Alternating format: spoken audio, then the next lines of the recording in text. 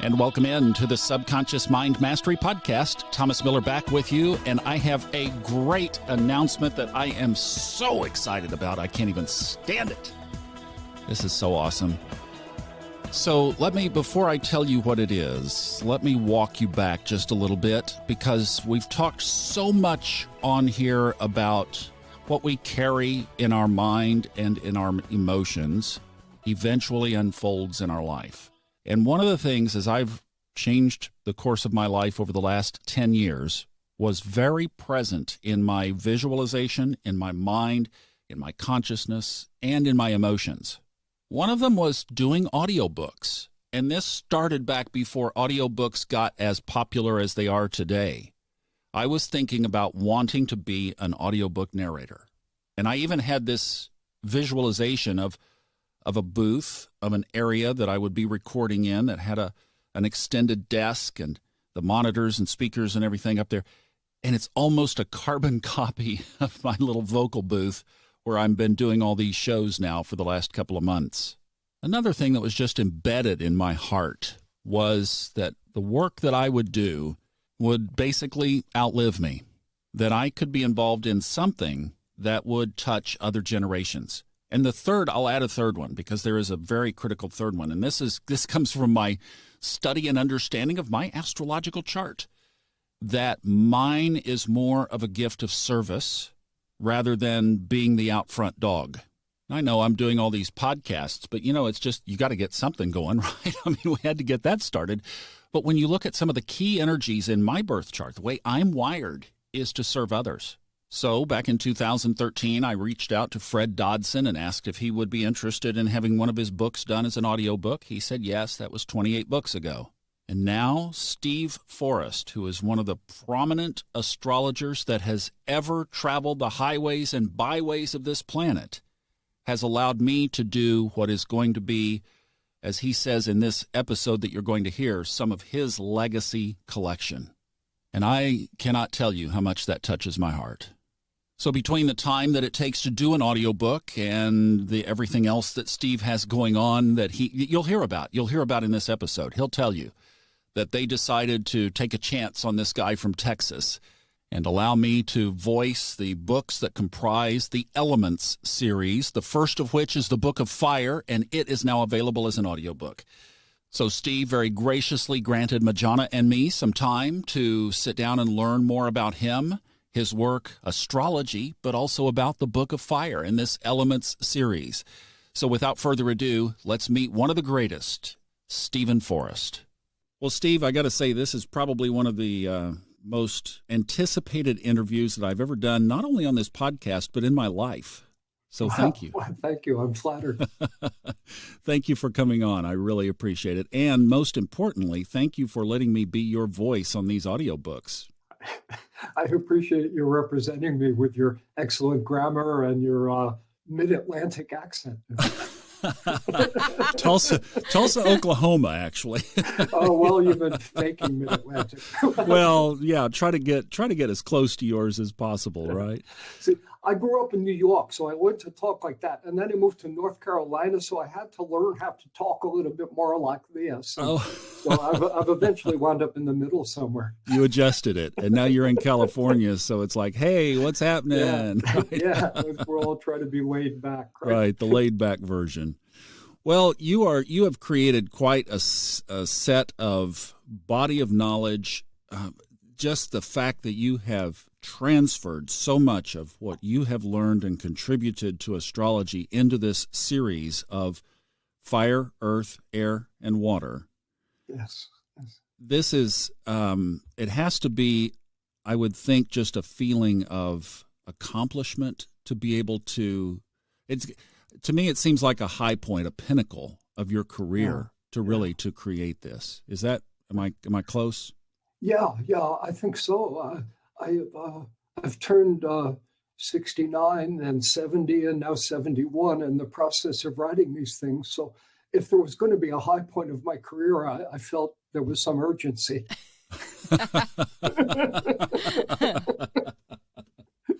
Well, I think you're doing great. And you have 3 of them done right in the can now. Yeah, exactly. Two are in print and out there, and one of them just left my hands a couple of days ago. I did one more totally neurotic or necessary review of it, and then finally just gave it up and sent it into the universe.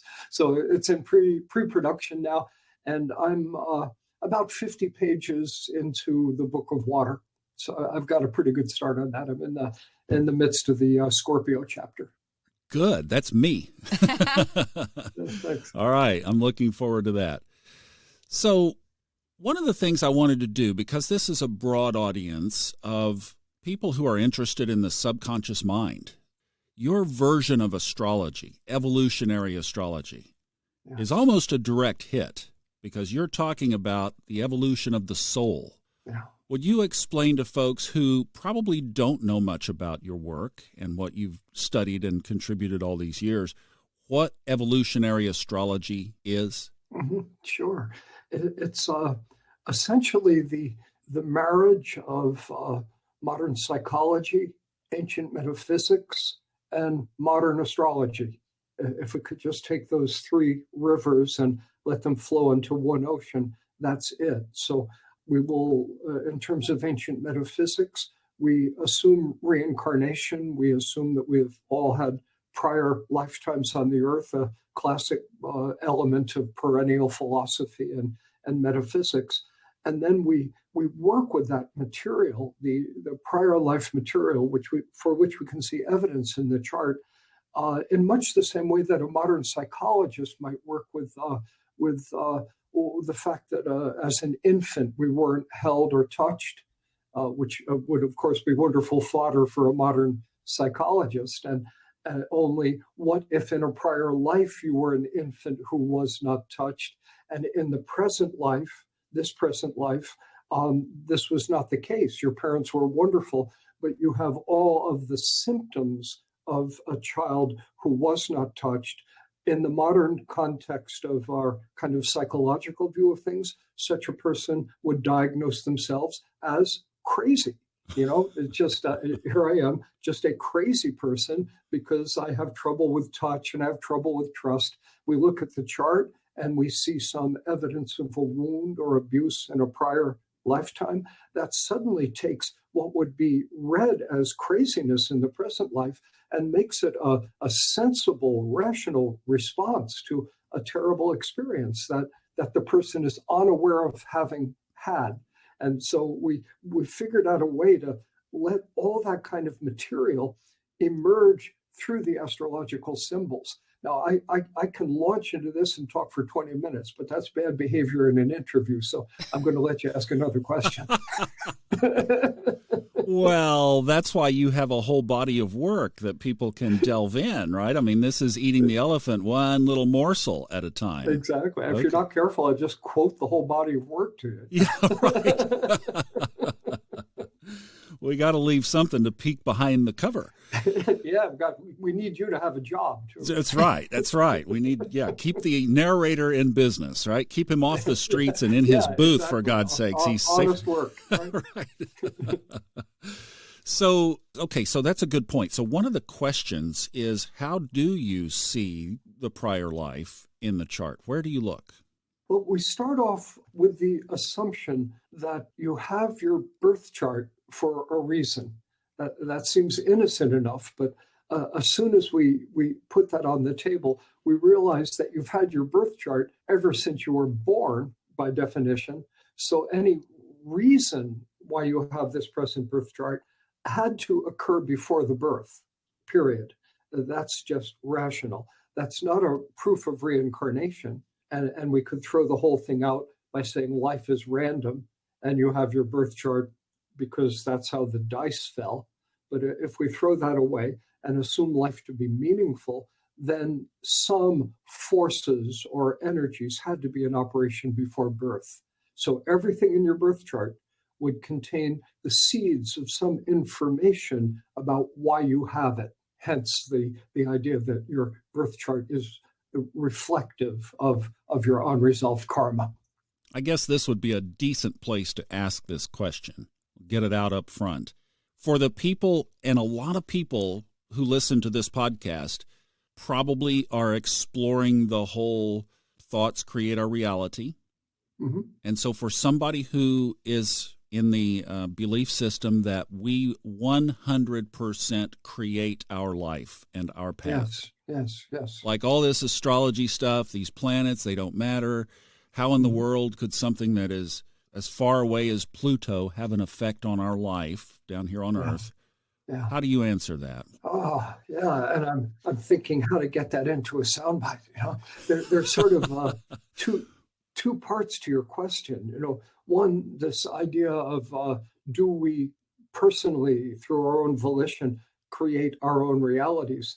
And my simple response to that would be, yeah, absolutely. I agree with that 100%. And then implicit in your question was also the idea of what is the mechanism through which astrology works. And these are both really book-length questions. Yeah, they are. Exactly. Yeah. So let me deal with the initial one first, about how we create our realities with our own energies, thoughts, and natures. I agree with that principle completely, but here's how I would complicate it. Present life, if my father tried to encourage me by saying, "You're such a wimp, you'll never amount to anything, stand up and be like a man." But I had a far better dad than that. But if my father encouraged me that way, then I would have this deep unconscious sense of inadequacy. Mm-hmm. Now, my conscious mind, I might have rejected that, but what is the mechanism whereby we create the realities we experience? It's not just positive thinking, I am one with all the money in the universe, It's instead, it's that energetic essence of what we are that magnetizes experience into our lives through synchronicity. So if I have that kind of wound of shame in me, I will be attracting shameful circumstances. I don't intend to create that reality, but my energy will magnetize that reality in. That connects very quickly with unresolved karma, as I was talking about earlier, that we would see that all of us carry wounds in our souls from prior life experiences. And until we resolve them, we tend to keep repeating them. Exactly. And that shows up in the chart. Absolutely. That's the essence of what I do. So then helping people get beyond that. So then you have the map, you have the identification, and then like you said, then you can help find the solution. Yes, exactly. Every planet in your chart describes an unresolved karmic issue and how to fix it.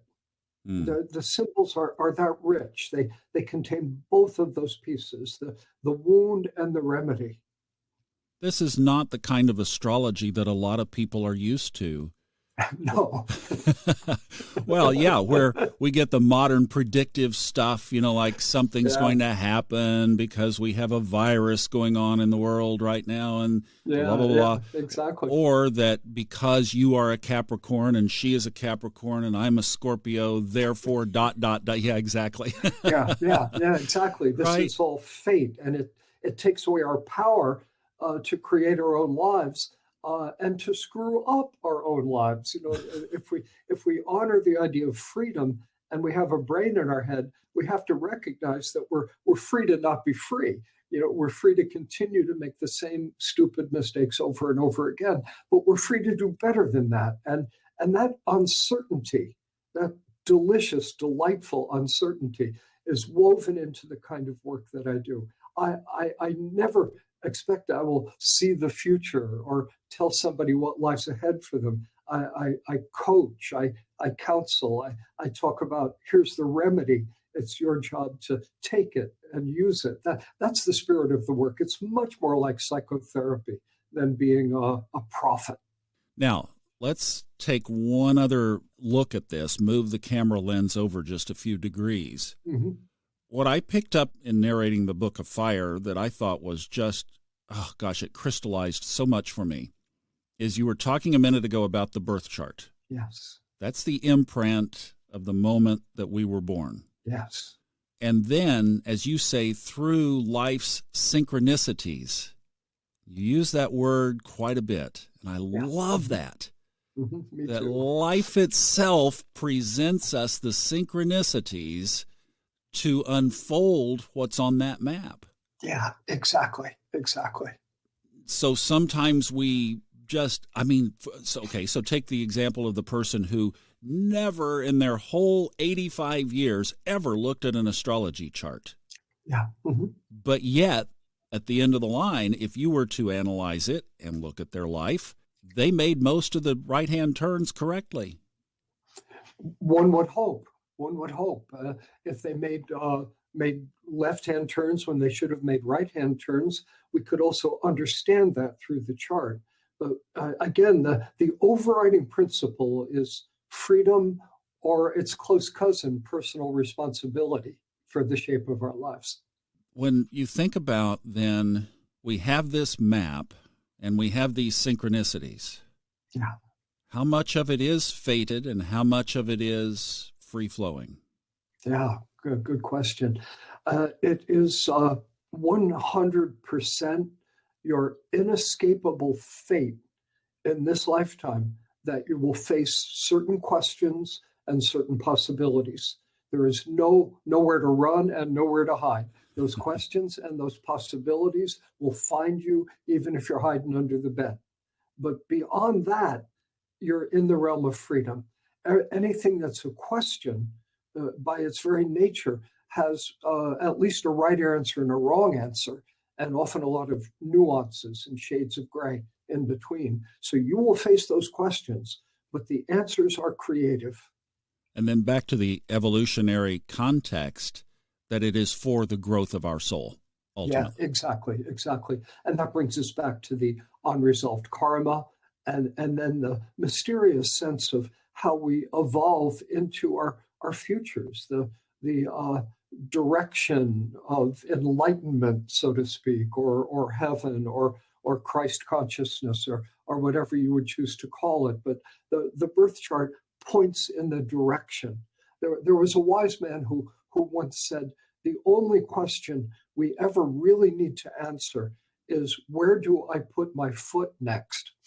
I've always found it kind of entertaining, but it's really kind of brilliant too. If you always have a good answer to that one, you're going to be fine. You're going to get to your destination. The birth chart might not give you profound insight into transcendent states like enlightenment, but it tells you where to put your foot next in this lifetime if you want to be on that road for getting there. I love that. Me too. Love that. Me too. That is great. I know Thanks. Majana has a couple of questions about the subconscious mind. I want her to jump in here. Oh, great. Yes. Hi. Hello. So you have already mentioned that every planet addresses karma and how the karma and then how to resolve it. But is there a particular house that we would look for subconscious or some of that karma that brought forth? There are some symbols that would relate very directly to the subconscious or unconscious material and to the wounds of the soul. The ultimate astrological symbol that brings us to the heart of all of this is called the south node of the moon. That is the royal road into understanding a person's karmic wounds. At a somewhat less metaphysical level, where we're operating in a more psychological kind of framework, using language that a modern psychotherapist would probably feel comfortable with, there are three houses in the chart that are sort of windows into the deeper self, each a different face of the subconscious mind. The fourth house, the eighth house, and the 12th house. Fourth house is more psychological in the sense of feelings arising. The eighth house would become a little bit more investigative and critical about those feelings, like where do they come from, what's really going on here. And in the 12th house, there is a kind of taking refuge in spirituality, in the larger framework. Like no matter what wounds we carry, there is a higher place we can all get to. And to have the strength to do the psychological work, we had better have some kind of relationship with the divine or the transcendent, or the psychological work will simply exhaust us and leave us depressed and defeated. So we have these three elements. Very cool. So as you were talking about this, I just imagined a hypnotherapist having a chart, really understanding this and cutting straight to the chase. Yes, a good combination. Yeah, Like very powerful. A person doing hypnosis for the recovery of prior life memories. Is that what you're thinking about? Exactly. Me too.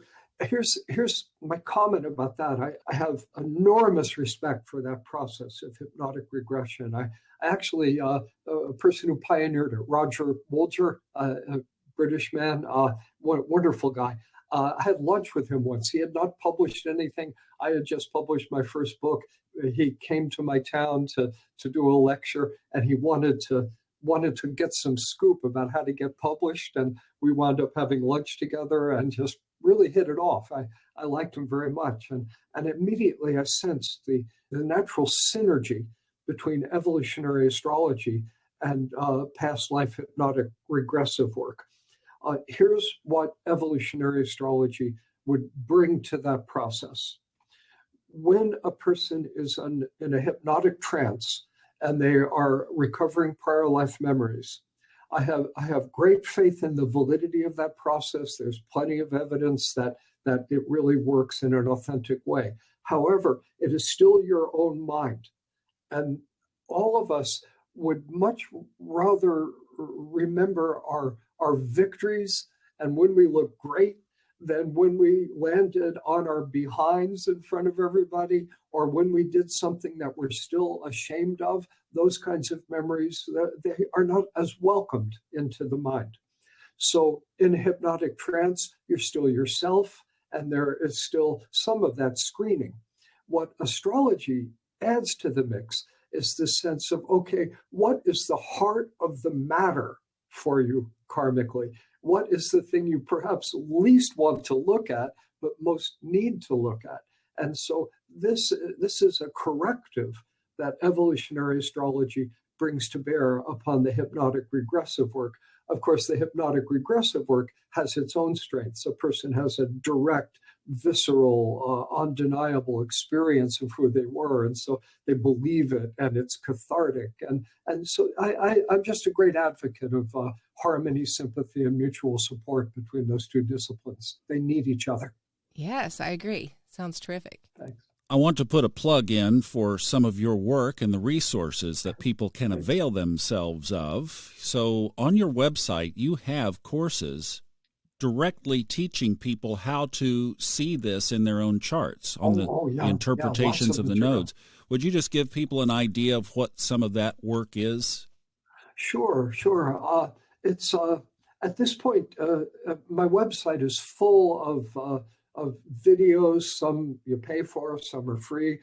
Similarly, articles and so on, and plus all my books. I've written a dozen books about all of this, and so it's all up there, and I'm proud of it. But I would also have to say it's in a state of almost absolute entropy, of chaos. That there is no simple, rational path through it, where somebody who wants to learn this stuff would like to start with kindergarten and progress to their PhD.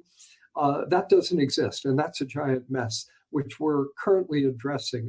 A philanthropist and business fellow and a professor at a local California college, both students of mine.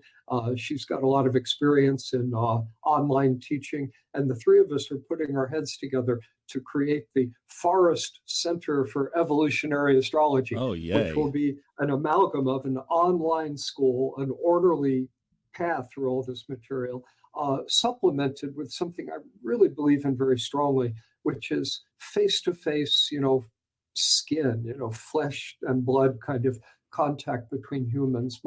I've been teaching the Little Red Schoolhouse, kindergarten through 12th grade, for all my life. And now that I'm getting older, I would like to put most of my live teaching time into more advanced material.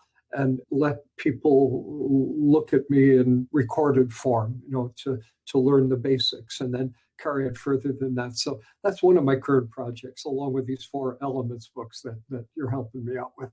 So one of the products in that schoolhouse is on the nodes and interpreting the nodes. And it's one that that I happened to acquire, and it taught me so much on how you paint that picture of what the nodes represent.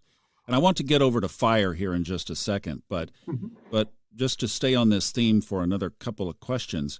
Sure. How much then do you think the chart can reveal a depth of detail?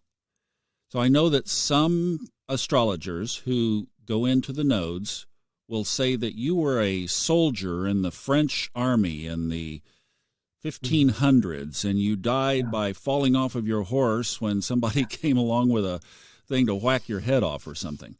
That level of detail, right?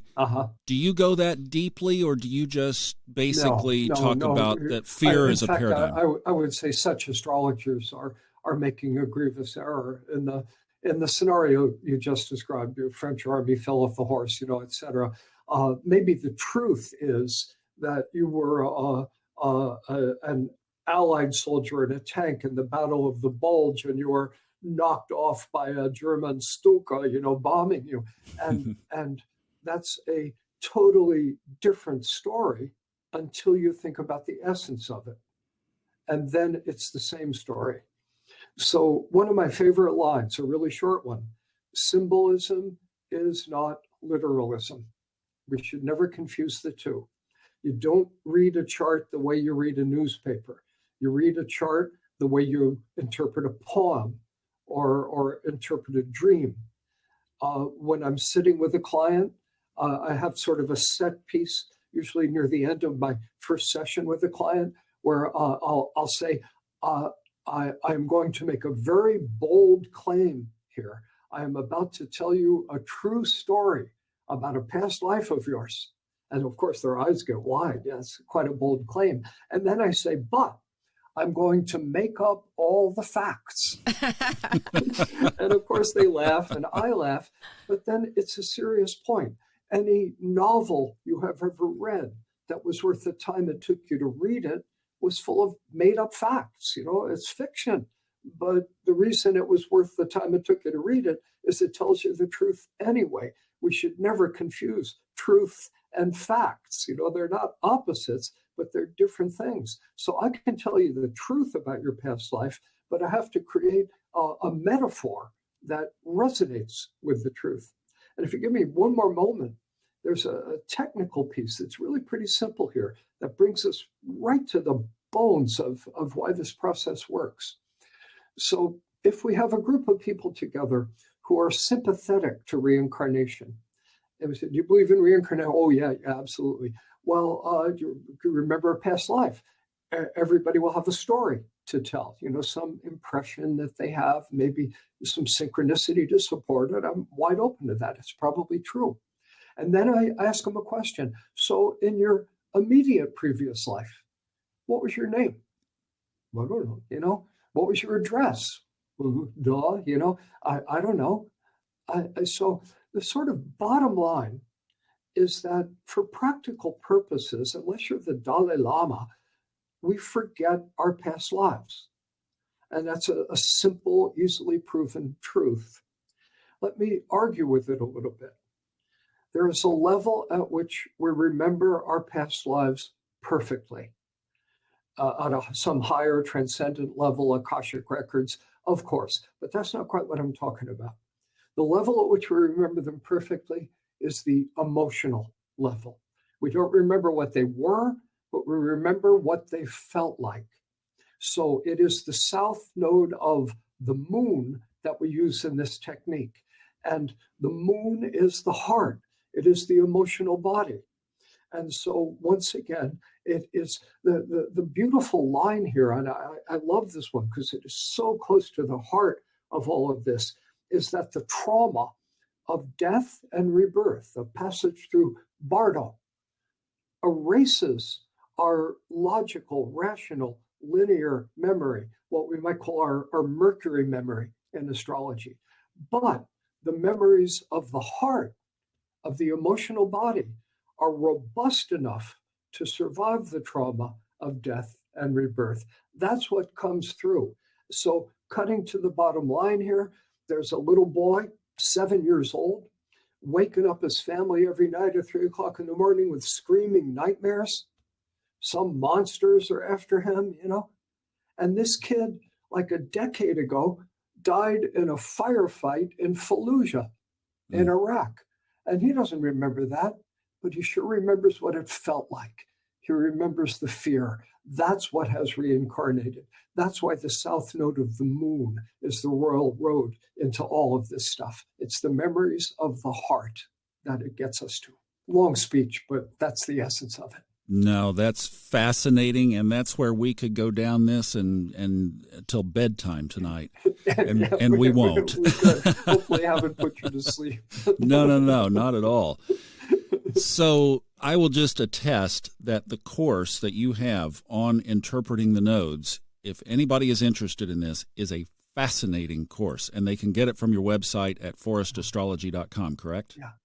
Yes. Oh, absolutely. Okay, and we'll reiterate that again at the end. Let's switch over and talk about this Elements series that you are in the midst of doing. Yeah, so can you break down for us, and again, for people who just don't know, that are in the K level of the schoolhouse, what are the elements, and why did you organize this series and this body of work accordingly? Yeah, exactly. So, of course, almost everybody has heard of fire, earth, air, and water, the four elements. And unless we failed poetry back in high school, there's a pretty good chance we could take guesses about the meaning of each of those things. And those two are really obvious. Air, airy, it's conceptual, it's in our heads, it's perceptual, it's about ideas, airy kinds of thoughts. And then water, well, cutting to the heart of that, a very simple statement. Water comes out of our eyes when we're feeling strong emotions. And that's the water element. A lot of people would think somebody crying, it must be sad. Well, not necessarily. The bride and the groom might cry on their wedding day. The Olympic gold medalist might cry when the medal is hung around the neck. I'm an old hippie, so I cry listening to Van Morrison's Astral Weeks at 110 decibels, and I recommend it no matter what your age is, So we cry for lots and lots of different reasons, but when feeling looms up in us, and that's water. I'm being a little more windy about that because I'm kind of knee deep in water now, writing that book with fire, earth, and air behind me now. You cry right on ahead. I know exactly what you mean. Yeah, do you? Even Scorpios cry. Yeah, you're a Scorpio, right? That's yeah. in the middle of your chapter. Yeah, and I'm impressed. You cry as a Capricorn, so. Yeah. Oh, I'm capable of it. It takes some work. It does, doesn't it? You're a Capricorn. I am. He often tells me I am very unemotional. Oh, it's not true. That's not true at all. Inside. Yeah, keep it bottled up. These humans are so illogical. That's exactly right. Yeah, Spock was a Capricorn. It's really interesting. I don't. That's not official, but Kirk the Aries, and Doc, the Cancer, and Spock the Capricorn.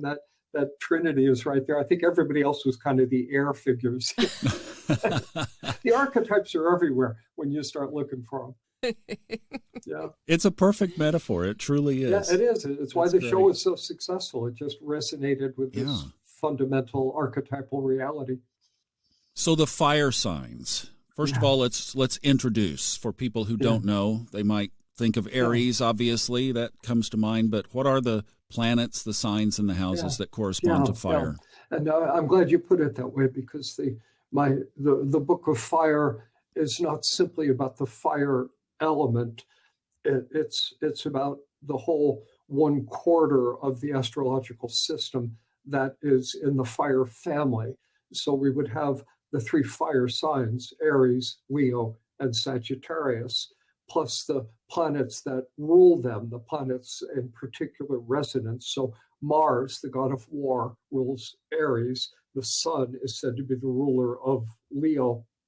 And then we have in Sagittarius, the Jupiter rulership. So the Book of Fire is about those 3 planets as well. And then we go further. Aries is the first sign of the zodiac, and it has a strong resonance with the first house. Similarly, Leo, the 5th sign and the 5th house, Sagittarius, the 9th sign and the 9th house. So the Book of Fire is really about all of those symbols, 9 different symbols that constitute approximately 1/4 of the whole astrological system. The rest of the books will complete that series. And what I'm trying to do with them is essentially to introduce everything I have learned, over my lifetime, 50 or 55 years, literally, of doing this work. I stand on the shoulders of giants, of course. I've not invented astrology, but astrology has to constantly reinvent itself. For example, you can read books from 60 or 80 years ago that will contain a phrase, in a man's chart, this planet means this, but in a woman's chart, the planet means that. Nowadays, you would be tarred and feathered after correct jurisprudence, for saying such a stupid thing as that, because, the gender roles are shifting. In the old days, that kind of stuff was probably accurate. It's not anymore. So astrology it's eternal, but it has to constantly reinvent itself and adapt itself to the changing world. And I've done a lot of that, in that people in the modern world want to feel they have power over their lives. They don't want the fatalistic, this will happen to you because Saturn is opposing your sun. People don't think like that anymore. So adding this idea of freedom, adding the metaphysical fertility that has come from the last century and a half, essentially, of East-West fusion, Buddhism colliding with Christianity and coming up with Carl Gustav Jung, it's a short version of a complicated subject, but all these rivers kind of flowing into this ocean of the modern world. We're a big subject. We're in the age of Aquarius, and much more of an age of individuality, less of surrender and dissolving into couples and countries and religions, which was more characteristic of the age of Pisces. So astrology has to reinvent itself. I've spent half a century, not a century, working on this. And before I depart the flesh, I want to leave essentially everything I have learned, behind me. And that's really what these 4 books are about. Each one contains there's a lot of cookbook stuff, like what does Mercury in the first house mean, Mercury in the second house, etc. And they're the kernels of my first ideas. Whenever I sit with a client and look at a configuration, I have to put it in context. It's a stew of symbols, but the first ideas, the initial ideas about all of the basic structures that can possibly exist in astrology, I've wanted to write them down. And that's what these 4 books are about. You've got me choked up. That you've allowed me to be the voice of that is the world's highest honor. Well, thank you. Thank you for saying that. I really appreciate your support. I couldn't do it without you. Wow. Thank you. Goodness. Oh. Water. He's cute, isn't Water. he? Got me there. Yeah, but see, I know you're feeling something deep down inside. I'm a Capricorn too, so no, I get it. I could cry right now. I could just cry. Yeah, but you touched me. But Joanna's not going to embarrass herself. That's right. No, she's seen it plenty of times. This is water, not gin. Yeah, I was about to make that exact comment, except as a question. I love how you describe the fire symbols. Okay, so I'm thinking of folks that are listening. They go, well, wait a minute, I'm not an Aries, and I'm not a Leo, and I'm not a Sagittarius, so how does this apply to me? The fire element applies to every one of us because, like you said, 1/4 of our composition one way or another includes fire, right? We all have absolutely. 3 fire planets in our chart. Yeah. I'd love for you to tell the story, if you don't mind, of how you started the what fire is all about by talking about some little birds on a spring morning on the front porch. Yes. It's Aries symbolism. And so we step out one spring morning and we hear, or perhaps we see, a little nest in a bush by our front door with 5 little robin's eggs in it. Oh, springtime, the beauty of it. And next few days, we look again and they've hatched. They're 5 little robins, having cracked out of their eggs, and Mama Robin and Papa Robin, feeding them, bringing them worms. Oh, how sweet. And then we come out a few days later and there's 4 little robins. Talk about realism. There's 4 little robins. What happened to the 5th one? Nothing good. Maybe a couple of weeks later, they're getting near fledging and there's 3 little robins or 2 little robins. Life is hard that way. As Tom Petty said, you got to fight to be free, powerful line. And I think of a surviving robin, maybe 2 of them left, and that surviving robin, a defenseless creature living in a world full of others. Think of it as breakfast. The crow would love to eat that robin. And if that little robin had a brain in its head, it would be hiding out in a corner of the nest trying to look as small as it could. But that's not what we see. There's that robin with its neck stuck out and its mouth wide. It's like, feed me. Damn it. I have a right to exist in this universe, and that's the fire, the primal fire image for me, not fierceness, not Sylvester Stallone wiping out the Soviet Union personally, not that kind of silliness, but courage in the face of life's enormity. This, damn it, I will survive, that is the essence of fire. It's a very pure expression of Aries energy. We find it becomes a little more nuanced in Leo and Sagittarius, and that's all in the pages of the Book of Fire. That hit at just the time that I needed some extra fire in my life, and I used that very analogy of Great.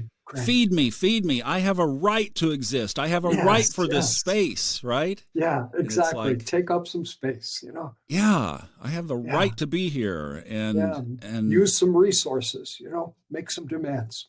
Now, I'm currently narrating the Book of Earth. You're currently writing the Book of Water. So how do you integrate then, once we have all 4, once you've completed the entire body of work, and now we have all 4, how do you weave the 4 together? Good question.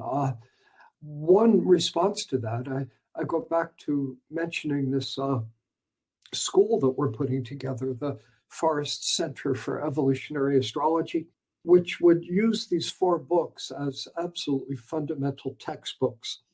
And so I would hope that an integration of these 4 volumes would occur in the minds of my students, people who are involved with that institution. Because ultimately, to be an astrologer, a person will need the knowledge in all 4 of those books.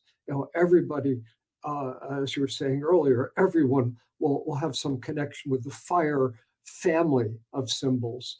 Everybody will have some connection with the earth, etc.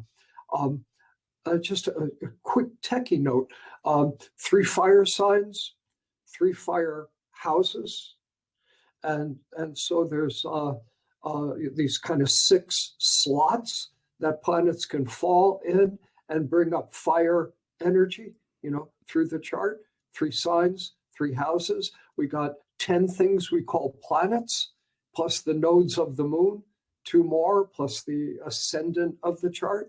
And so we can see with so many slots for fire energy, it would be most unusual to find a person who had nothing in those 3 signs or those 3 houses And of course, absolutely impossible to find somebody without Mars, the Sun, and Jupiter in their chart somewhere. So this material in all 4 of the books will be profoundly relevant to everyone on the earth, no exceptions. Now, let's go back to the folks that don't know anything about astrology, but they are very interested in what you're talking about, but a little bit intimidated because they're going to open this book and you're going to be talking about finding your Mars. Yeah, and they won't know how. How do you tell people to get started? It's, you've hit upon probably the most fundamental public relations problem that astrology has. And I'm not sure there's a way around it, that astrology is the most eloquent, helpful, illuminating vocabulary about how to live that humanity has ever created. I just say that without any doubt. But there is this bottleneck you've got to go through before you can avail yourself of that treasure. And that bottleneck would be maybe an intensive weekend course, in the astrological basics. That's not enough to make you an astrologer, but it's enough to familiarize a person with the vocabulary. But if you weren't willing to put that 12 or 16 hours into it, then the linguistic barrier is just so high. And ultimately, there's no way around that. I can say things that'll be helpful for a general audience, like I can speak of the 4 elements. They may understand that, get something out of it. I could speak of the transition from the age of Pisces into the age of Aquarius. That's a good general audience topic. People get that. Like, here's a key line from it. We went from Kitty Hawk to the moon in 66 years. Doesn't that sound like the cusp of a new age? Yeah. I mean, that's a good one-liner. And talking about that, you can work with the general audience, working with the astrological perspective on the aging process. Like we're starting to look at age 30, Saturn return. What does it mean to leave your 20s and to your 30s? And there's similar rhythms that are universal to everybody. That's a good general topic. But the deeper kind of astrology, you need that weekend course or that 6-week course to learn the language. And I really don't know a way around that. It doesn't trivialize astrology, turn it all to sun signs. Majana has been proofing the Book of Earth for me. Oh, well, thank you. And a Capricorn on the job, too. She's not going to leave any mistakes. Well, and she's a very accomplished teacher who has been in the classroom for over 25 years and knows that side like a book. So yes, she is. Yeah. She's caught that takes everything. Courage. Classroom for 25 years. It wasn't consecutive. I had to keep myself off the news, but it's okay. Good luck. You've been successful with that. Yes. But she's been watching over my shoulder, and we talk about the chart quite a bit. So she's ahead of the curve, but she has not done that intensive. Yes. And I don't know if you told her to go find Pluto in her chart still, that, if that would be something that she would say, well, it's right there. How do you feel about somebody listening to this material, though, if they don't have that base? One of the things that I love, Stephen, that you are just a very gifted storyteller. Thank you. And I mean, it just seems effortless for you. And you do that in your books.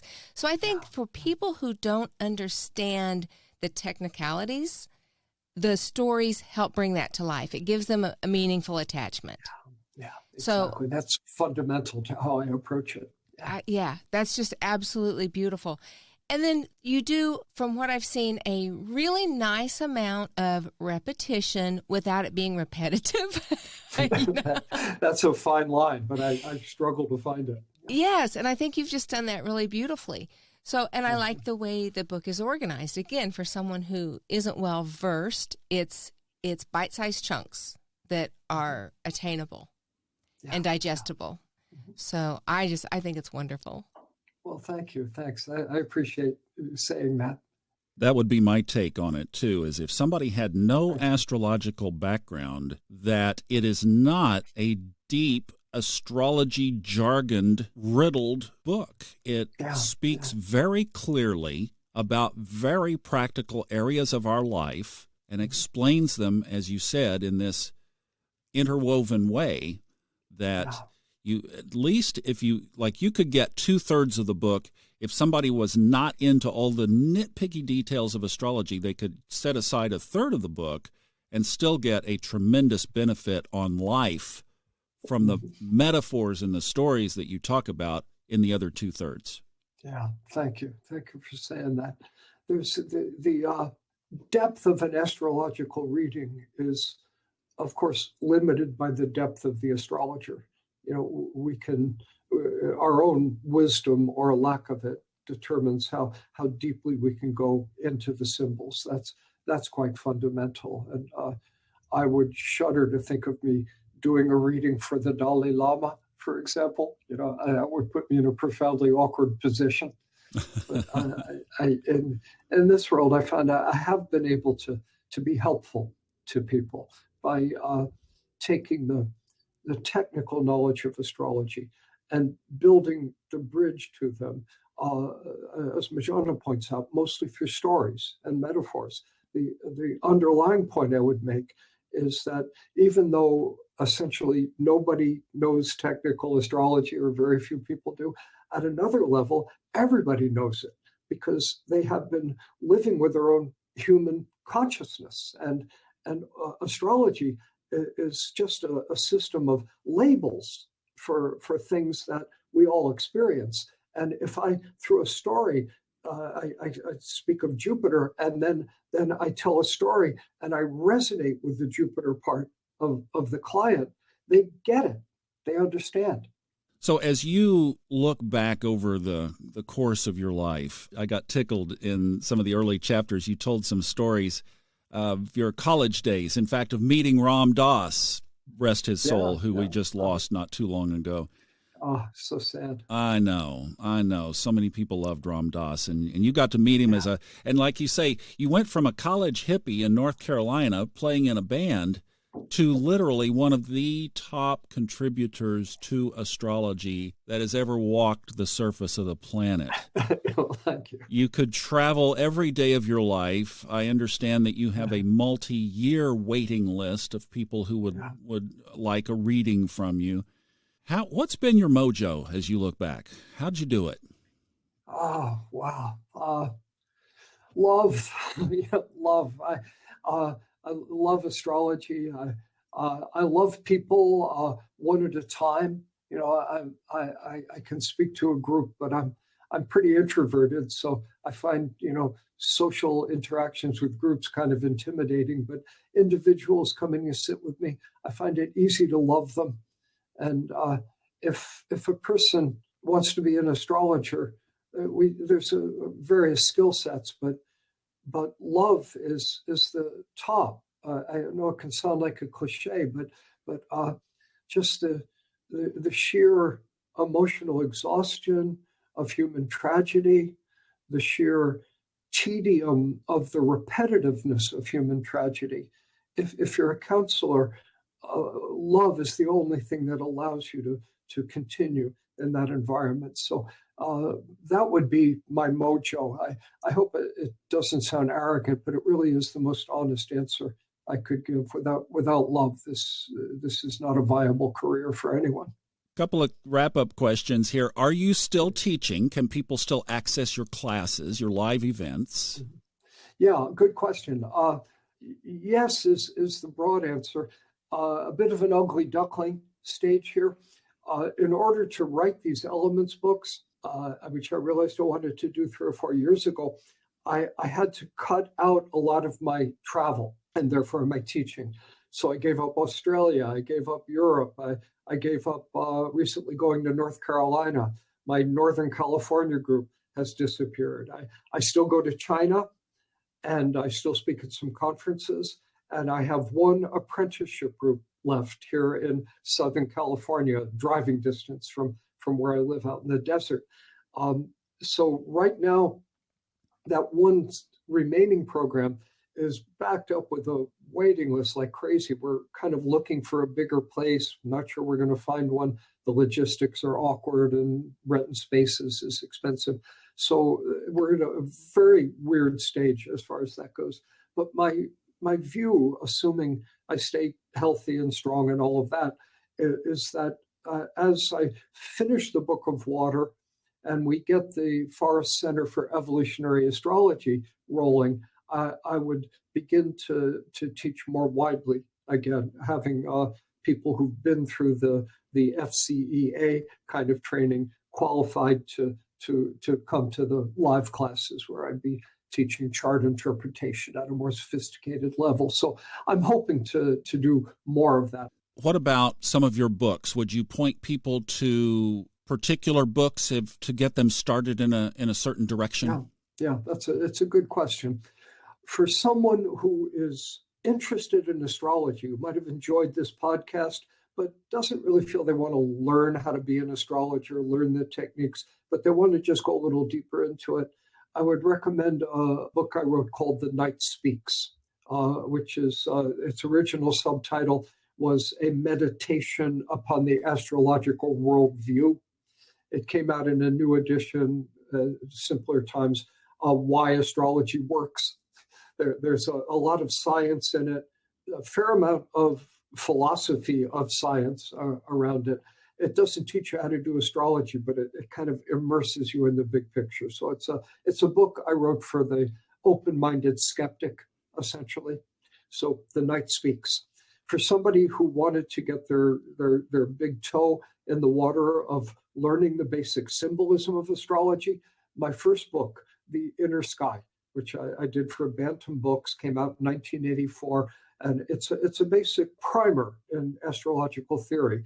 Birth chart stuff, signs, planets, houses, you learn the basic vocabulary. For someone who has internalized the inner sky, who has some familiarity with that language and was interested in what it was saying about reincarnation and how the prior life material manifests in the present chart, I'd recommend a book I wrote maybe a decade ago called Yesterday's Sky, The Astrology of Reincarnation. That wouldn't make any sense for somebody who didn't know about the 12 houses and so on. But if you have a basic knowledge of astrology, that book will get you into the metaphysical part of it. So those three, depending on people's desires and interests. Good. And then, like you said, a wide inventory of classes to peruse on your website. Oh, yeah, that absolutely. Meet a lot of interest. Yeah, you can go very deep on that. The website is forrestastrology.com. That's right. 2 R's in Forrest. It's all one word. Well, Steve, thank you so much for spending this time with us. I appreciate you having me. I look forward to hearing the podcast. And Majana, good to meet you too. Likewise, it's been a pleasure. Thank you so very much. Thank you. Thanks. The Book of Fire is out. The Book of Earth will be out very soon. And then the Book of Air and the Book of Water will complete the series eventually. You can find the Book of Fire on Audible and iTunes, and you do not, like we said, you do not need an extensive background in astrology. You will learn so much from this book about how all of this weaves together that it definitely, especially during these times that we're in right now, will be something that would be a treasure to add to your collection. And thanks again to Steve for allowing me a seat at the table, which made this possible, and I hope that this has blessed your life. Until next time, thank you for listening. I'm Thomas Miller. Typically, I would say enjoy the journey. I'm going to say for this one, may the stars light your path.